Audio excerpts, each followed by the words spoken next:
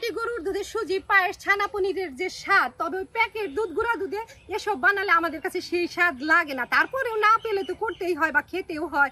তবে আমাদের পাশের বাড়ির খাঁটি গরুর দুধ এনে আজকে করব সুজি। আর পূজা পার্বণে অনেক রাত অবধি বাইরে ঘোরাঘুরি করে বাইরের খাবার দাবার খাওয়া হয়, তাই সকাল সকাল লুচি পুরি না করে সাথে রুটি করব। আর বাজার থেকে ফুলকপি নিয়ে আসছে, ওটা দিয়ে লাল লাল ঝাল ঝাল করে একটা ডালনা সারাদিনের মতো করে রাখবো। একটু একটু সবজি আনি, দিনেরটা দিন খাই। আটাগুলো ছেঁকে টেকে কোটার মধ্যে ভরে রাখছি। আটা ঢেলে নিলাম গামলাতে, রুটির গোলাটাই আগে গুলে নেব। ওপরে একটু নুন দিলাম। রুটির লুচি যাই বানাই না কেন, আমি একটু হালকা গরম জল দিয়ে গোলাটা গুলিয়ে গরম জল করে নিয়ে আসছি, এটা দিয়েই গুলবো। জল ঢেলে দিলাম।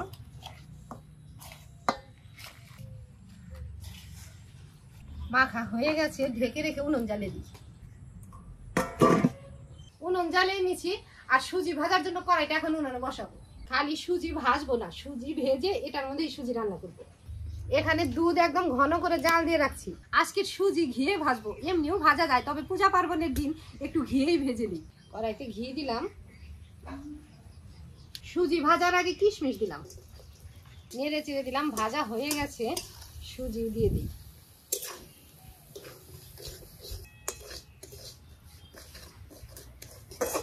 ভাজা সুজির উপরে যদি দুধ ঢেলে দেই তবে সুজিগুলো দলা দলা ধরে যাবে। গরম জল ঠান্ডা করে রাখছি, ওটা দিয়ে আগে নেড়ে চেড়ে নেবো, তারপরে দুধ দেবো। ভাজা ভাজা হয়ে গেছে, এখন জল দিব। জল দিলাম। জলে সুজি গুলে নিলাম, এখন দুধ দেবো। দুধ ঢেলে দিলাম।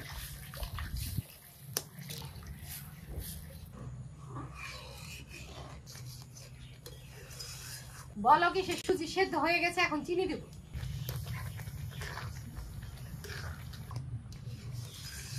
সুজি হয়ে গেছে, এখন দুধের পাতিলে ঢেলে দেব।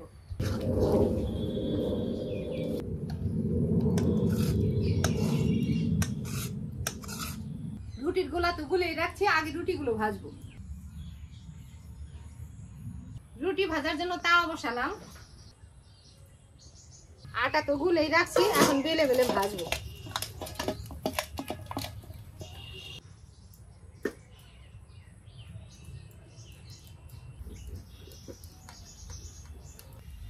আটা দিয়ে বেলবো। আটা নিলাম।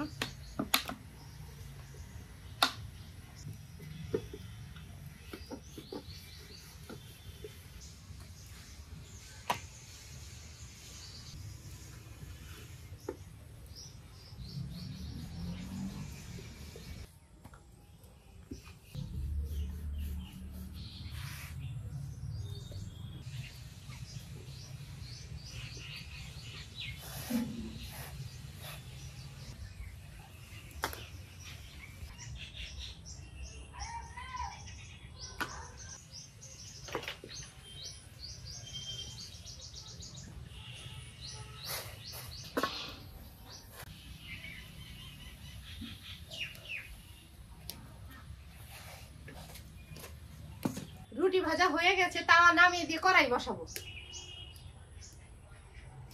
কড়াই বসালাম। কড়াইতে জল দিয়ে রাখছি। কয়েকটা ভুটানি আলু নিলাম, এগুলো দিয়ে ফুলকপি রান্না করব। তার আগে ছিলে একটু সেদ্ধ করে নিই। আলুগুলো ছিলে নিলাম। বড়টা 4 টুকরা করব, এটা 2 টুকরা করব। আগে পরিষ্কার করে ধুয়ে নেই।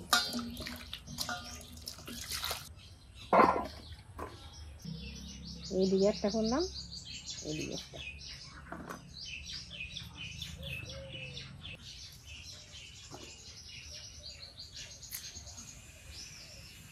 কড়াইয়ের জল হালকা গরম হয়ে গেছে, এখন আলুগুলো দেব।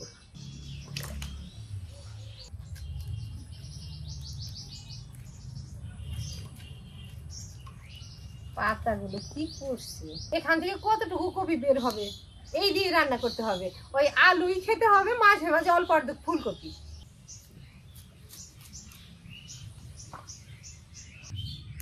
ফুলগুলো এড়িয়ে নেই।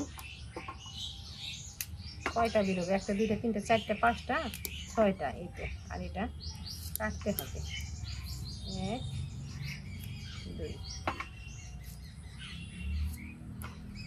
ওইটুকু ফুলকপি দিয়ে ডাল না করলে সারাদিন যাবে না, বিকাল বেলায় ঘোরাঘুরিও আছে, একটা কোয়াশও দিয়ে দেবো, আলুর সাথে কোয়াশও যায়, কোয়াশটা ছিলে গরম জলে ভাপিয়ে নেবো, আলুর সাথেই ভাপাবো। মাছ বরাবর কেটে এদিকেও কেটে এখন ছিলে নেব।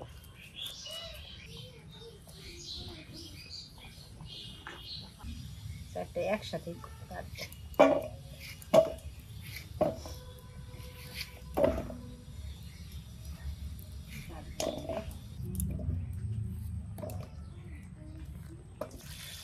জল ঢেলে দিলাম।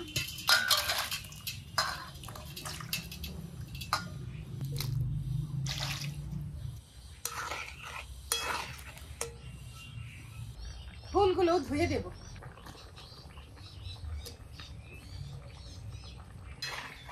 ফুলও দিছি, সবকিছু একসাথে ভাপানো হোক, ঢেলেই রান্না বসাবো। ভাপানো হয়ে গেছে, ছাঁকনিতে ঢেলে দেব। ভাপানো সবজিগুলো নুন হলুদ দিয়ে সর্ষের তেলে ভাজবো, আর তার আগে এই মশলাগুলো ভেজে রাখবো। এখানে আছে গোটা জিরে, ধনে আর কয়েকটা শুকনো লঙ্কা, একটু গরম মশলাও আছে। গরম কড়াইতে দিলাম, ডালা হয়ে গেছে, কড়াইটা আবার উনানে বসালাম। কড়াইতে দিব সর্ষের তেল, কড়াই গরমই আছে, তেল দিলাম, একটু বেশি করে দিলাম। সবজিগুলো ভেজে তুলে ওই তেলে ফোড়ন দিব। সবগুলো একসাথে ঢেলে দিলাম। তেলে সবজি ঢেলে দিছি, এর উপরে নুন আর হলুদ দিয়ে সবজিটা একদম ভাজা ভাজা করে নেব। হলুদ নুন এখন নেড়ে চেড়ে ভাজা ভাজা করে নেব। কড়াইতে সবজি ভাজা হতে থাকে, এদিকে আমি মশলাগুলো বেটে নিই। শুকনো লঙ্কার বোটা ফেলে নিই, একসাথেই বাটবো সবকিছু।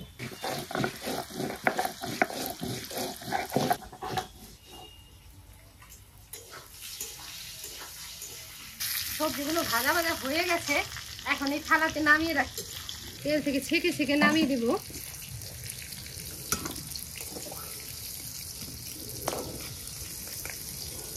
এই তেলে শুধুমাত্র 5 ফোড়ন দেব। 5 ফোড়ন, আদা, পাকা লঙ্কা আর টমেটো বাটা।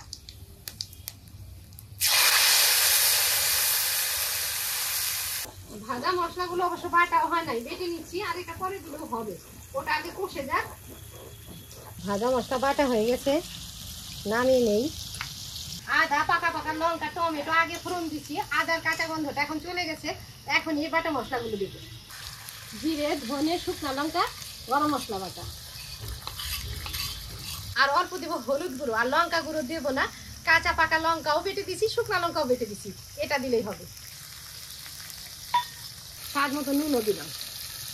মশলা কষানো হয়ে গেছে, এখনই ভাজা সবজিগুলো ঢেলে দেবো।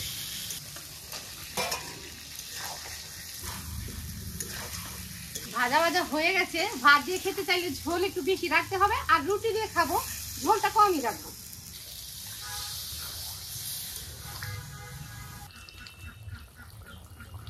ঝোলের জল দেওয়ার পরে জাল হয়ে গেছে, এখন অল্প ঘি দেব।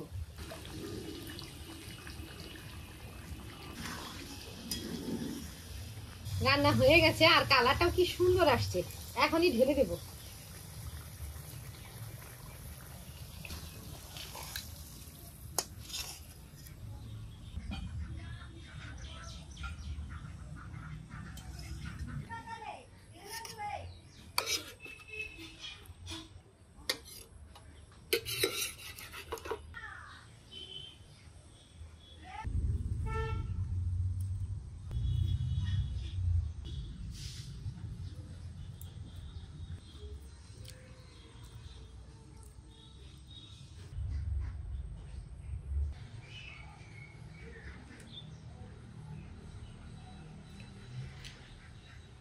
পূজা পার্বণের দিনে এরকম একটা খাবার হলে আর কি চাই, সেই স্বাদ হয়েছে।